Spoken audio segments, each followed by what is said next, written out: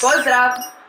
Danas ću vam pokazati kako znati sviđate li se nekom dečku i kako pročitati sve znakove koje vam on daje. Ovi savjeti su primjenjivi na sve dobne skupine i nacionalnosti vašeg muškog subjekta.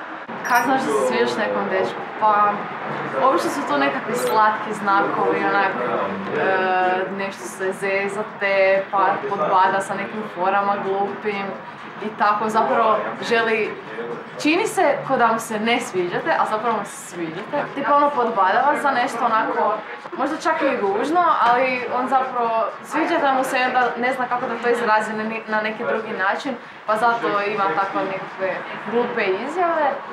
Ja sam se sviđam dečku ako on meni pridodaje veću pažnju nego ostalim curama u mojem društvu.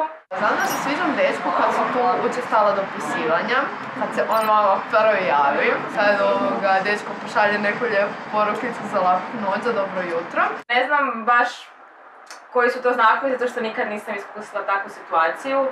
Zapravo jesam, ali ja sam to čula iz nekih drugih izvora.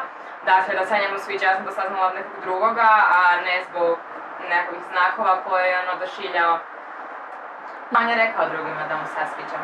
I onda su oni rekli meni ili su oni rekli nekome, pa je neko rekao meni. I onda sam ja malo promatrala tu osobu, onda sam jedno da me gleda. Zapravo, jedina stvar koju možete napraviti, pitat ga izravno onako sviđam li ti se, jer tako ćete izbjeći jako puno drame, jako puno gluposti. Ako mu se ne sviđate, bolje da to znate odmah i onda onako ćete znati, ok, tebi se sviđam, idemo na sljedećeg, a ne, mislim, ako mu se sviđate i ako se vama sviđa, onda je to pogodak i onda će vam super biti. Samo izravno dođite dečku bez straha i samo pitajte sviđa li ti se.